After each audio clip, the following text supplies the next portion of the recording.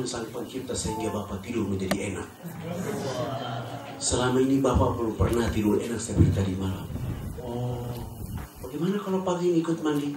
Beliau dengan senang hati ikut kami ke sungai, mandi, bilas, naik, tidur dari jam 9 pagi sampai jam 3 sore hari itu.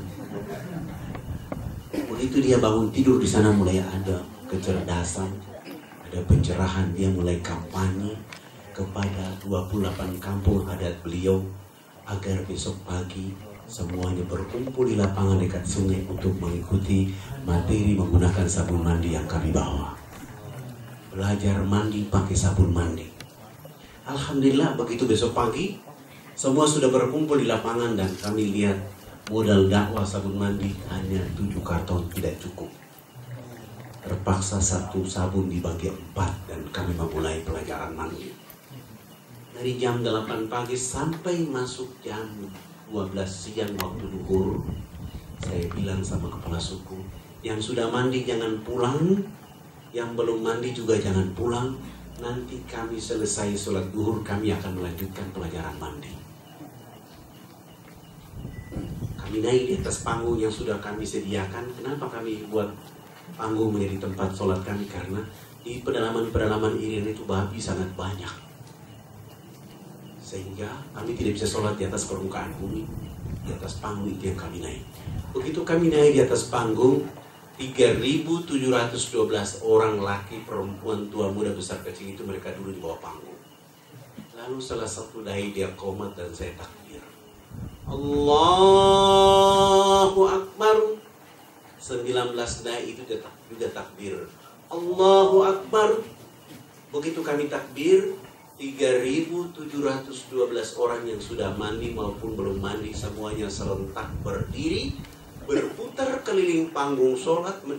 Panggung sholat itu mereka tawaf dengan berlawanan arah jarum jam, seakan-akan kami itu Ka'bah. Apa yang mereka lakukan?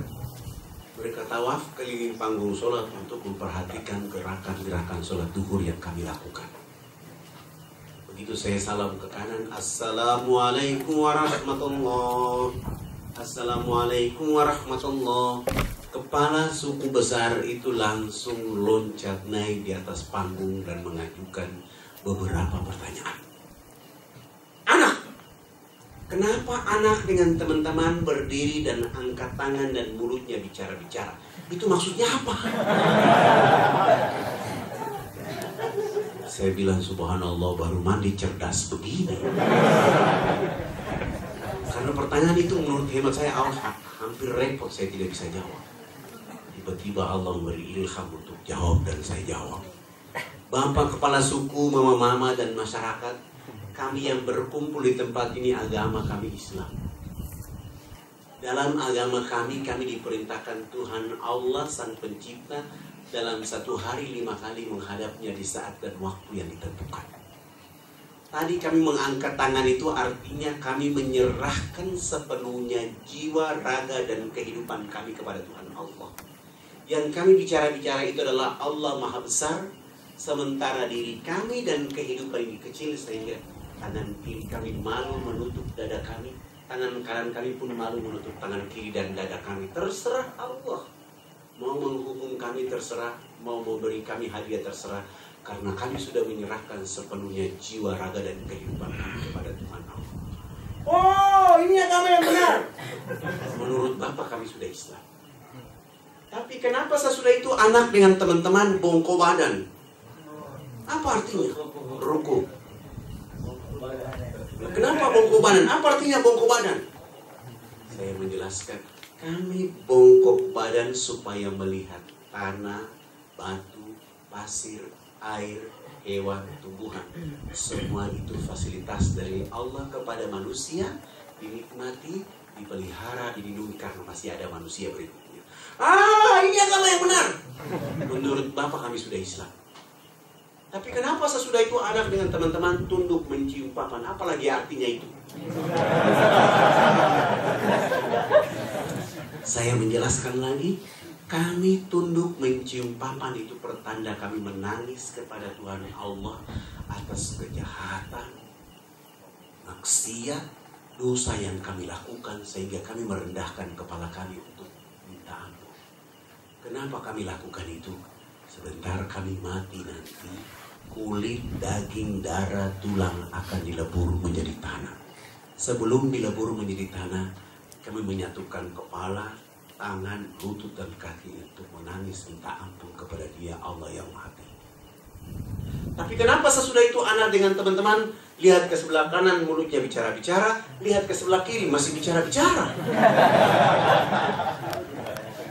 Saya jawab lagi, kalau tadi kami mengangkat tangan lalu menyerahkan sepenuhnya jiwa raga kami bongkok badan untuk melihat apa yang diberikan oleh Allah. Sesudah itu minta ampun. Selesai minta ampun, melihat ke sebelah kanan. Kalau belum ada orang yang tahu mandi, tugas kami hadir di tempat itu untuk mengajarkan mereka bisa tahu mandi. Melihat ke sebelah kanan, kalau belum ada orang yang tahu berpakaian, tugas kami mencari pakaian untuk menutup tubuh badannya. Ada yang lapar, tugas kami mencari makan. Ada yang sakit, tugas kami mencari obat. Sesudah itu melihat ke sebelah kiri, kalau belum ada orang di tempat ini yang mengenal Allah dan Rasul-Nya, tugas kami memperkenalkan Allah dan Rasul-Nya kepada mereka. Begitu mendengar penjelasan saya, kepala suku langsung mempersilahkan kami 20 orang tidak boleh duduk di atas panggung itu. Kami disuruh turun duduk bergabung dengan 3.712 orang. Mereka 6 kepala suku naik di atas itu menggantikan kami. Mereka bukan sholat tapi rapat adat. Setelah rapat adat 1,5 jam kemudian, kepala suku besarnya berdiri dan menyampaikan pengumuman buat kami yang ada di lapangan itu. Wah, wah, wah, wah, hubulokanaya. Saya ini orang fak-fak, tidak tahu bahasa itu. Tapi saya tanya kepada orang yang ada di samping saya, apa yang dimaksud oleh kepala suku. Ternyata terjemahannya sangat luar biasa buat kami 20 orang. Hari ini kita senang, hari ini kita gembira karena anak-anak sudah datang di kampung ini mengajarkan kita agama yang benar. Dalam rapat adat kami sepakat semuanya bahwa kita semua yang berkumpul di lapangan ini mengikuti agama yang diajarkan anak-anak ini. Kami 20 orang langsung sujud syukur dan menangis kepada Allah. Di saat itu seakan-akan kami disiram air oleh Allah. Basah semua tubuh badan kami karena kami baru melakukan hal yang kecil, tapi Allah begitu cepat menghadirkan hidayah. Lalu kami berhadapan dengan 3.712 orang untuk membimbing mengucapkan 2 kalimat syahadat. Tapi kami pun tidak sanggup. Begitu saya memimpin, kami hampir terjatuh karena begitu murahnya Allah menghadirkan hidayah. Lalu mengatakan, Asyhadu an la ilaha illallah wa asyhadu anna Muhammadar Rasulullah. Ya Allah, mereka dalam keadaan telanjang. Ya Allah, mereka dalam keadaan bau badan. Ya Allah, mereka dalam keadaan miskin. Ya Allah, mereka dalam keadaan bodoh. Tapi dakwah agamamu hadir di negeri mereka. Dan hari ini mereka mengenal Engkau.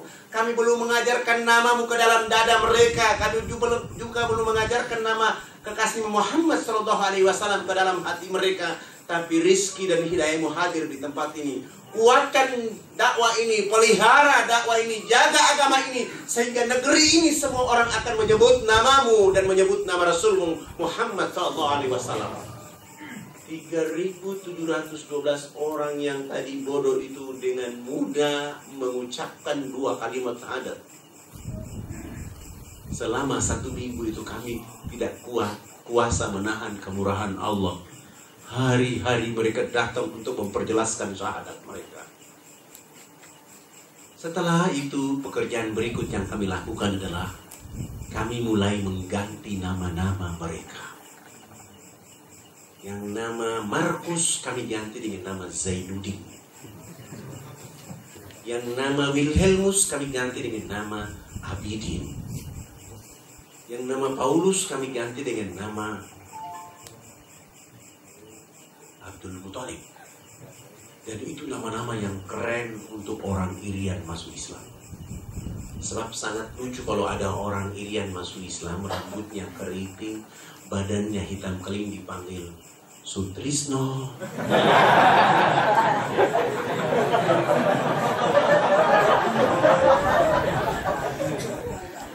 Supano tidak cocok.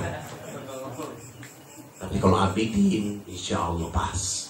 Setelah mengganti nama-nama mereka, pekerjaan berikut yang kami lakukan kepada saudara-saudara yang masuk Islam adalah melaksanakan hitanan massal mulai dari umur 7 bulan sampai umur 63 tahun. Alhamdulillah waktu itu kami dibantu oleh Ayahanda Letnan Kolonel Mulia Tarmizi.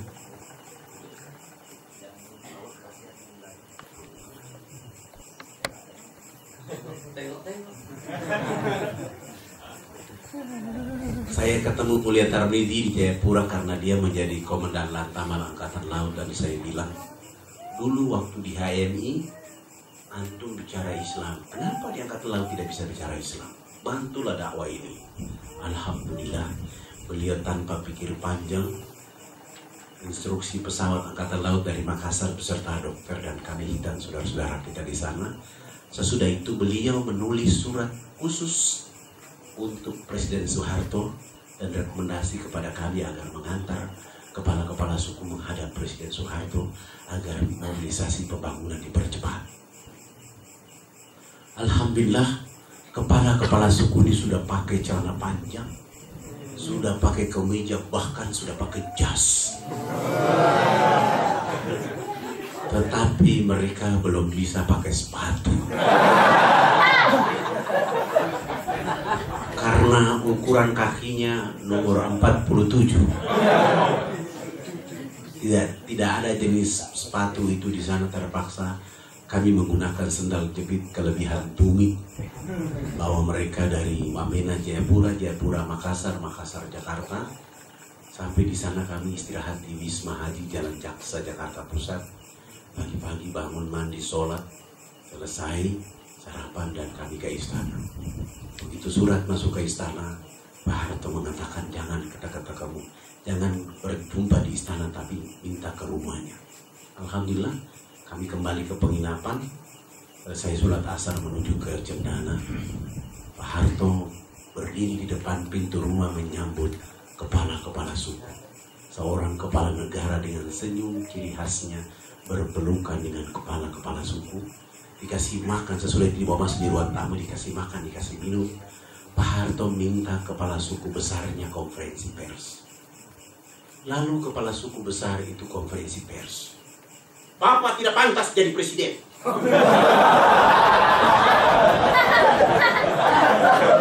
Presiden macam apa hanya bangun Makassar? Presiden macam apa hanya bangun Jakarta?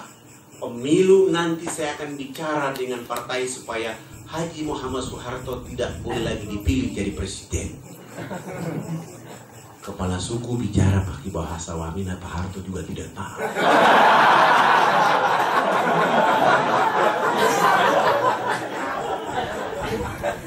Tapi Pak Harto karena melihat kepala suku berapi-api, beliau minta diterjemahkan.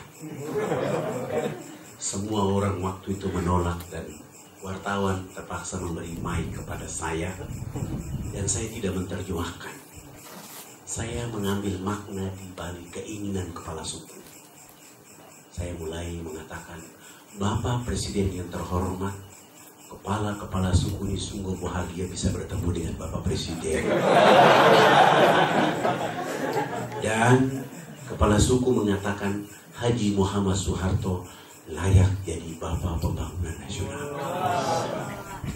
Dengan siasat inilah Pak Harto langsung menelpon Menteri Agama agar kepala-kepala suku ini berangkatkan haji pada tahun itu juga. Pak Harto juga langsung menelpon Menteri Sosial. Kami dibantu 417 unit rumah layak huni knockdown yang dibuat dari Jakarta untuk saudara-saudara kita yang masuk Islam. Beliau juga langsung menyumbang 1000 karung pakaian serba baru, 600 karton sabun, odol, sikat gigi, dan beliau juga menyumbang 28 masjid kepada 28 kampung yang masuk Islam. Dan lebih spektakuler, dakwah Jakarta Wamena tidak boleh menggunakan kapal feri, tapi menggunakan pesawat Hercules dari Halim Perdana. Subhanallah. Begitu pembangunan selesai kita laporkan dan saya bilang saya mau bergeser ke wilayah berikutnya. Ini masih ada waktu nggak? Ini biasa 16 hari 16 malam baru selesai.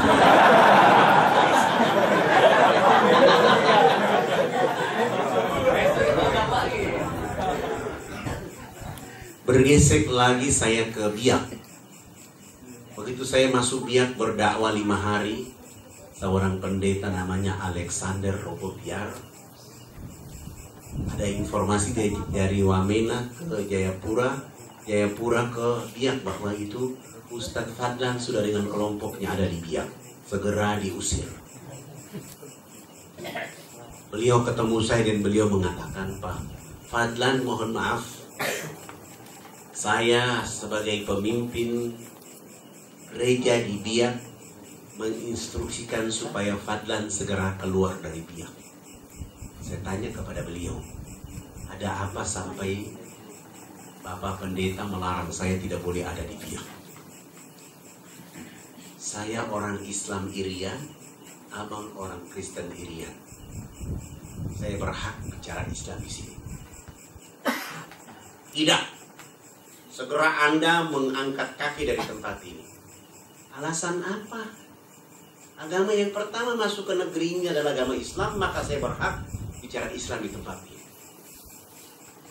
Dan Anda tahu, agama Kristen masuk ke Irian bukan orang Kristen yang membawanya orang Islam, maka saya berhak bicara Islam di sini. Beliau mengatakan, pokoknya saya tidak mau tahu, kalau besok Anda tidak keluar dari tempat ini, maka kami akan membuat ancaman. Pak, saya perlu jawaban yang jelas. Alasan apa saya tidak bicara Islam di tempat ini? Beliau langsung bicara. Fadlan perlu tahu, Irian sudah dibeli oleh Yesus Kristus. Oh, abang pendeta, kalau Irian sudah dibeli oleh Yesus Kristus, mana kwitansi dari Yesus?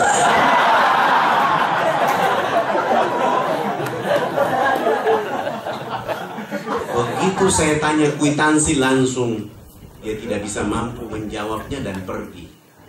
Saya tetap berdakwah di Biak selama 3 bulan.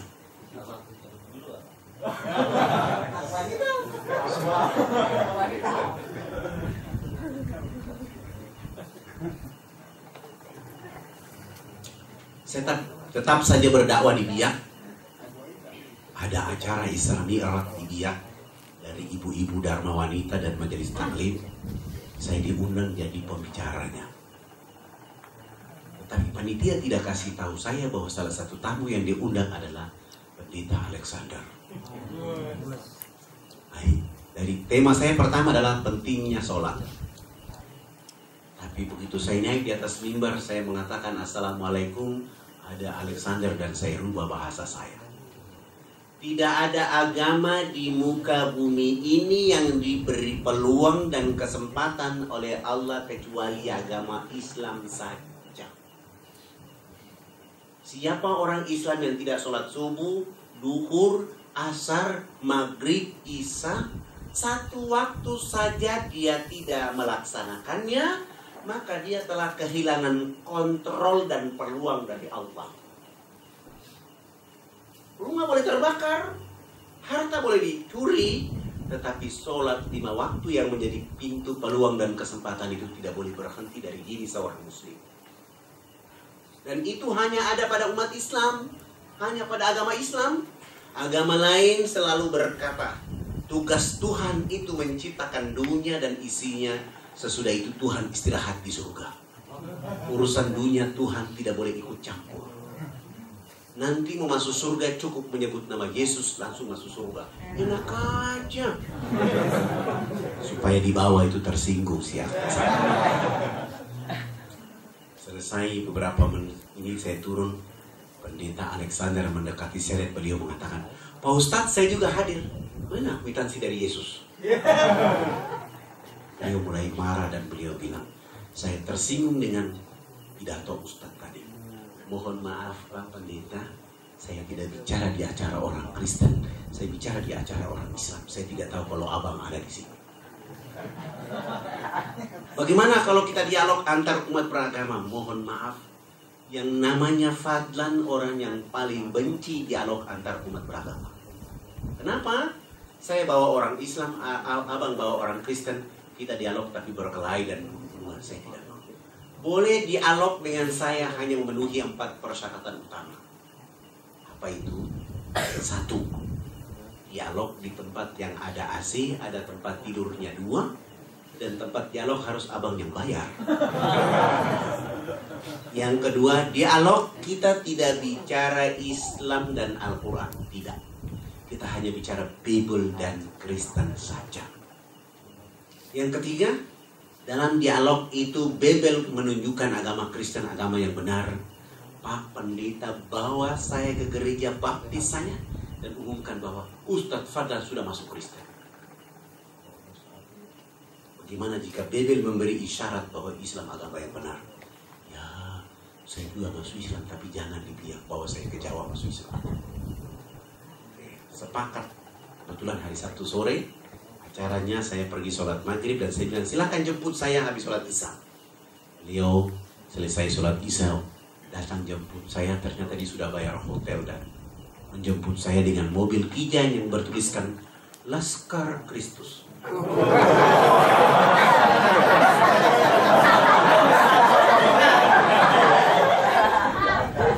Saya naik mobil itu, saya baca Bismillahirrahmanirrahim wa mursaha inna robbila ghafurur rahim. Runtuhlah Laskar Kristus malam hari ini. Kami dua jalan menuju penginapan.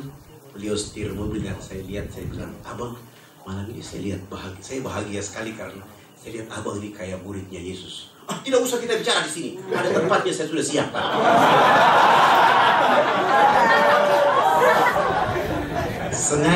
Saya sengaja mainkan emosinya.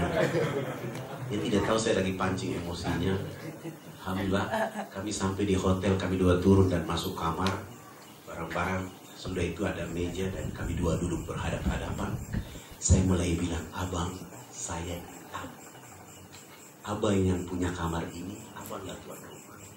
Alangkah indahnya tuan rumah yang berdoa duluan.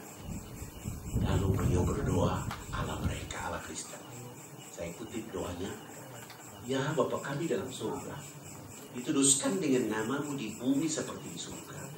Terima kasih Engkau Tuhan telah memberikan kepada kami makanan yang secukupnya.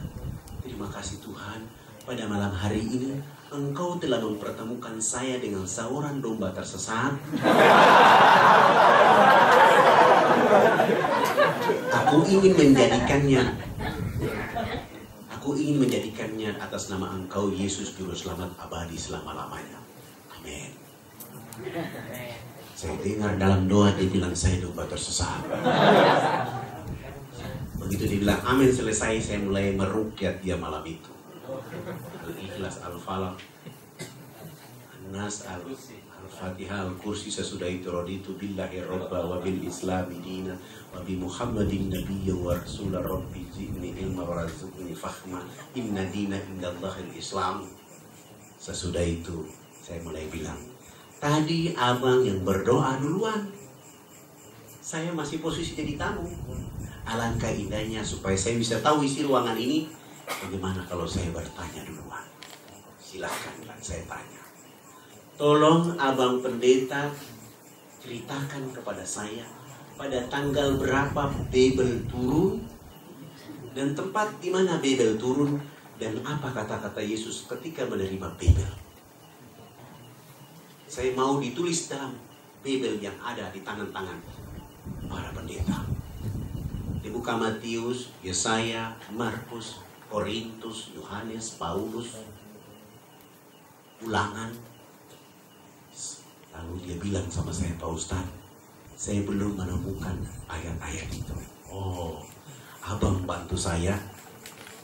Tolong lihat Yesaya 12 ayat 29.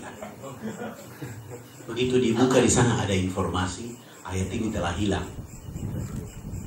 Telah hilang sejak tahun 85 ayat ini hilang, nomor ayat ada tapi isi ayat hilang. Mungkin Tuhan marah jadi ayat ini hilang. Begitu dia buka, di sana ada informasi dan saya bilang, ini kan kitab suci abang, silahkan baca. Lalu dia baca. Akan datang seorang nabi, diajarkan kitab kepadanya dengan kata-kata baca. Nabi itu mengatakan, aku tidak dapat membacanya. Abang tahu ayat ini ya? Ini informasi sebenarnya disampaikan kepada seluruh agama bahwa akan datang Al-Quran di tengah-tengah kehidupan manusia di akhir zaman. Maka agama Kristen, Yahudi, atau apapun tidak boleh memberlakukan kitab sucinya kecuali Al-Quran. Supaya abang lebih kuat, bantu saya lihat Amsal 15 ayat 29. Tidak pantas Tuhan itu berdoa. Tidak layak Tuhan itu minta tolong. Markus 22 dan Lukas 64, Yesus ketika disalib dia minta tolong dan berdoa. Elia sabab tani, tolonglah aku Tuhan, tolonglah aku Tuhan. Kami bahas 4 ayat 2 dari 4 ayat ini sampai jam 2 malam. Beliau bilang, Pak Ustadz, besok saya mau ke gereja, maka kita istirahat dulu. Oke, istirahat. Saya masuk wudhu, sudah itu naik di tempat tidur dan tutup badan saya dengan bed cover. Dia belum tidur, masih ada satu strategi lagi dia pakai, yaitu mau menghipnotis saya malam hari. Saya lihat gerakan dia dan saya dari dalam bed cover itu terus ayat kursi dan saya tiup ke arah dia. Alhamdulillah, saya yang bangun sholat subuh, dia yang ketiduran. Selesai sholat subuh saya bangunkan dia, saya bilang, katanya abang pendeta pagi ini mau ke gereja. Oh iya. Dia bangun mandi dan ke gereja. Sampai ke gereja, perjalanan menuju gereja Allah membolak hatinya. Naik di atas mimbar, lalu dia sampaikan di atas mimbar bahwa saudara-saudara hamba Tuhan, hari ini terakhir saya berdiri di mimbar ini dan hari ini saya keluar dari agama ini. Apa yang membuat dia yakin? Dia dikejar sehingga 3 jari kaki sebelah kiri dipotong. Ketika dipotong, satu setetes darah pun tidak ada yang berhemburan keluar. Dia lari dari tempat dipotong jari kakinya menuju hotel. Begitu masuk dalam ruangan kamar hotel itu baru darah berhembur keluar. Dia bilang, Pak Ustadz, tolong saya. Kenapa? Kenapa saya tolong abang pendeta? Saya mengundurkan diri dari agama Kristen sehingga mereka potong kaki saya. Kenapa tidak bilang sama saya tadi malam? Saya telepon salah satu murid saya, dokter, lari ke ruangan itu merawat beliau, dan saya telepon teman-teman polisi Islam dan tentara Islam supaya keluarganya dilindungi. Dan kami lari dari dia ke Jayapura. Di Jayapura perwakilan saya sudah siapin tiket 15 orang. Kami lari dari Jayapura ke Jakarta. Sampai di Jakarta beliau bersama istri dan 12 anak mengucapkan 2 kalimat syahadat di depan Ayahanda Yunan Nasution. Beliau masuk Islam, langsung diperintahkan ke Mesir, belajar Islam di Mesir. Istri dan anak-anaknya tinggal di Tangerang belajar Islam. Sesudah itu pulang ke Indonesia menjemput istrinya menunaikan rukun Islam yang kelima, dan sesudah itu saya bawa pulang ke Irian. Perjalanan kami naik kapal laut dari Jakarta, sholat subuh antara Makassar Bau-Bau. Sesudah itu kami duduk di musola kapal dan beliau bilang, Pak Ustadz, saya sudah belajar Islam, saya sudah pergi haji, saya sudah sempurna Islam saya, tetapi Pak Ustadz, saya punya 3 jari kaki ini yang hilang. Oh, abang haji, 3 ini yang abang dulu sebutkan, dihilangkan hanya satu saja, Ahad. Dulu abang menyebut Tuhan Bapa, Anak dan Roh Kudus. Dipotong itu tanda hilang. 3 yang dipotong artinya hilang, nggak ada lagi. Oh iya ya, disyaratkan begitu. Subhanallah. Sampai di Biak beliau menyumbang tanah ukuran 2000 meter untuk dibangun masjid. Lapor di Kapolres dan Dandim supaya jalan raya yang mendekati masjid itu dipasang portal. Ketika azan, siapapun yang lewat dia harus berhenti mendengar azan selesai. Sesudah itu baru dibuka, yang sholat silakan sholat, yang lewat silakan lewat. Beliau meninggal dunia di usia 62 tahun. Ketika kami sholat subuh berjamaah, kami bangkit dari sujud, beliau tidak bangkit dari sujud. Saya bergeser lagi, Islam sudah mulai tumbuh di Biak dan saya bergeser lagi. Boleh tambah satu ya? Bergeser lagi ke Nabire. Ke Nabire, kami sudah tidak bisa lagi menipu misionaris. Foto-foto kami sudah ditaruh di gereja-gereja dan misionaris bahwa kalau orang ini yang datang, jangan percaya dia adalah orang Islam. Akhirnya mau dan tidak mau kami dari Nabire ke Enarotali jalan kaki 12 hari. Sampai di atas kami berdakwah selama 3 bulan hanya 1 orang yang masuk Islam. Saya kembali lagi ke Nabire, modal dakwah habis dan saya ke Jawa Timur. Berhadapan pengurus Masjid Raya Sunan Ampel supaya setiap tamu yang datang bantu kami baju, pakaian, sabun mandi, odol dan sikat gigi. Alhamdulillah selama 1 bulan saya di Sunan Ampel kami dapat 600 karung pakaian, 400 karton sabun, odol, sikat gigi dan sampo. Sudah itu persiapan mau pulang. Ada alumni dari Yayan Sunan Ampel, orang Mojokerto namanya Ustadz Firman, tinggi, gagah, putih, cerdas. Mendekati saya dan beliau bilang, Pak Ustadz, saya bagaimana kalau saya ikut antum dakwah ke Irian? Boleh, tapi jangan tanya gaji. Kalau antum tanya gaji, mohon maaf saya tidak bayar gaji dai. Kecuali antum ikhlas. Alhamdulillah beliau ikhlas. Siapkan pakaian dan kami berangkat. 5 hari kemudian tiba di Nabire, seluruh bantuan diturunkan. 2 hari kemudian kami mulai jalan kaki. Jalan kaki hari pertama Ustadz Firman mulai bertanya, kok belum sampai-sampai Pak Ustadz? Saya diam saja. Malam kami istirahat, tidur. Waktu tidur jam 2 malam saya bangunkan semua, kita qiyamul lail di tengah-tengah hutan itu. Nyaman sekali.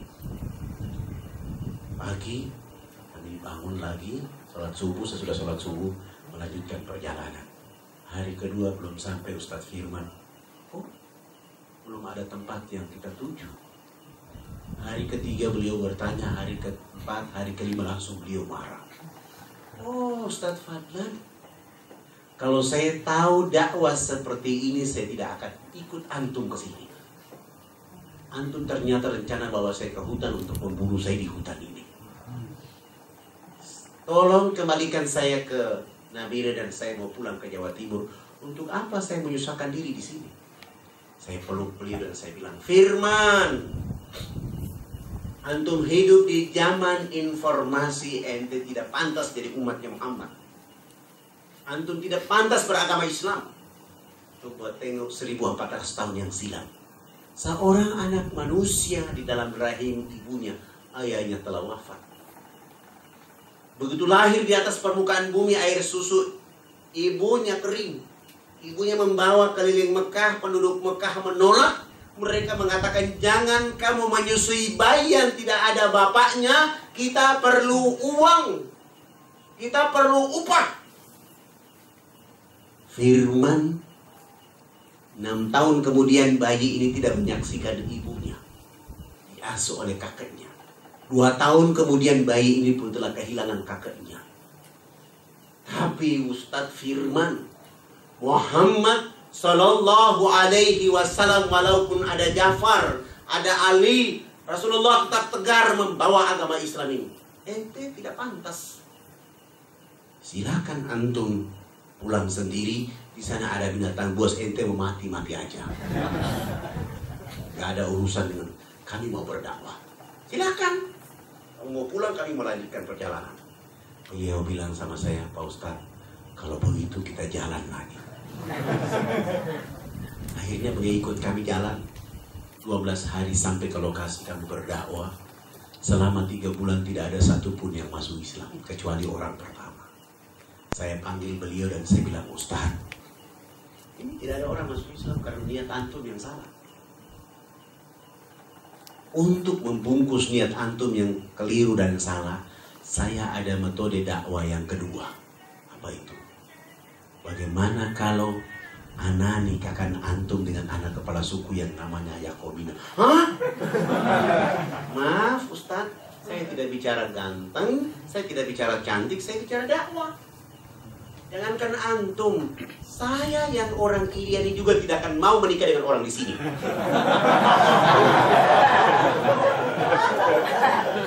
Tapi untuk kondisi dakwah yang paling tepat adalah antum. Ya kalau begitu kasih saya kesempatan istikharah dulu lah.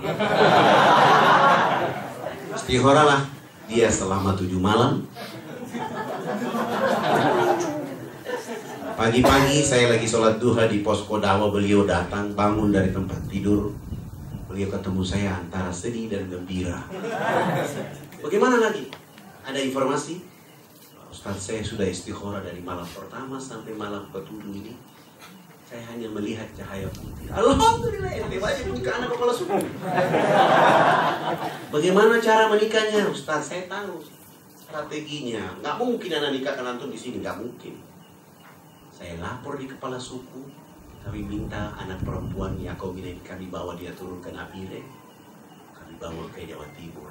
Dia tinggal di Jawa Timur, masuk Islam dan kami ganti nama Yakobina dengan nama Khadijah. Dia tinggal selama 3 tahun 6 bulan di Mojokerto. Kerjanya ngaji, masuk salon. Ngaji, masuk salon. Ngaji, masuk salon. Alhamdulillah, 3 tahun 6 bulan, juz 28, 29, 30 tersimpan rapi di otak kiri dan otak kanan. 3 tahun 6 bulan itu 112 hadis hasan dihafal oleh beliau. 3 tahun 6 bulan itu pun menghabiskan biaya salon 23.700.000. Rambut kribo itu kami rebonding kasih lurus. Badan yang tadi ada lemak-lemak babi itu dilulur menjadi cantik. Begitu dia pakai gamis dan jilbab besar, Ustadz Firman angkat bicara. Iya ya Ustadz, orang Irian kalau dipoles sungguh-sungguh kayak orang Yaman ya.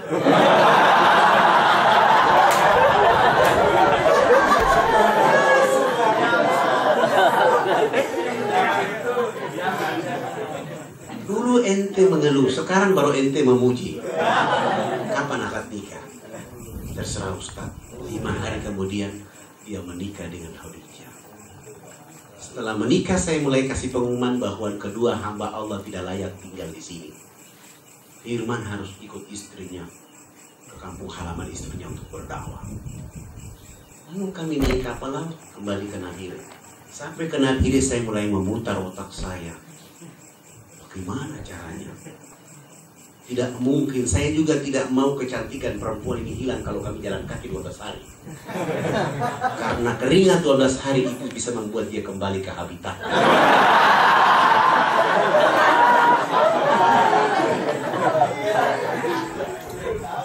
Akhirnya saya bilang, selama 40 hari sholat kita antara takbir imam dengan makmuman tidak boleh tertunda.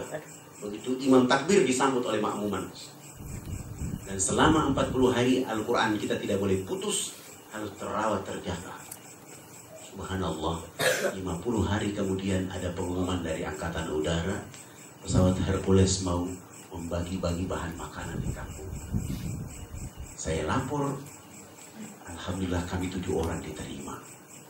Begitu diterima saya panggil suami dan saya bilang, Ustadz Firman, besok yang berdakwah bukan antum, bukan saya, tapi istri antum. Supaya istri antum ini besok dakwanya hidup, kasih pakai dia kaos kaki putih, sepatu putih, gamis putih, dan jilbab putih. Besok pagi saya lihat, subhanallah, sami'na wa ta'ana. Kami terbang, saya bilang sama petugas Hercules, ini menyawangi penumpang yang terakhir turun dari pesawat perempuan ini. Itu dia mau injak di tangga, tolong disiram nyawang. 50 menit kemudian kami sampai di sana, ternyata tidak ada airport di sana. Akhirnya kami dilepas pakai jaring satu persatu. Terakhir perempuan ini turun disiram nyawang, baling-baling Hercules itu sambil memutar-mutar, kena di bajunya sehingga melambai-lambai orang dari bawah kampung berteriak, malaikat datang di kampung.